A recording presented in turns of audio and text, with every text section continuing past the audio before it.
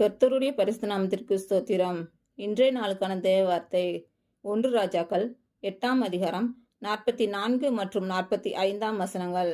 நீர் உம்முடைய ஜனங்களை அனுப்பும் வழியிலே அவர்கள் தங்கள் சத்துருக்களோடு யுத்தம் பண்ண புறப்படும் போது நீர் தெரிந்து கொண்ட இந்த நகரத்துக்கும் உம்முடைய நாமத்துக்கு நான் கட்டின இந்த ஆலயத்துக்கும் நேராக கர்த்தரை நோக்கி விண்ணப்பம் பண்ணினால் பரலோகத்தில் இருக்கிற தேவரீர் அவர்கள் விண்ணப்பத்தையும் வேண்டுதலையும் கேட்டு அவர்கள் நியாயத்தை விசாரிப்பீராக.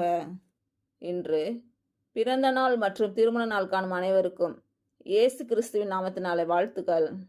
கர்த்தர் உங்கள் பலவீனங்களை மாற்றி உங்களுக்கு பலத்தை கட்டளையிடுவாராக. கர்த்தர் உங்களையும் உங்கள் பிள்ளைகளையும் உங்கள் பிள்ளைகளின் பிள்ளைகளையும் ஆசீர்வதிப்பாராக. கர்த்தர் உங்களோடு இருந்து உங்கள் பணிகளையும் பயணங்களையும் ஆசீர்வதிப்பாராக. ஆமேன்.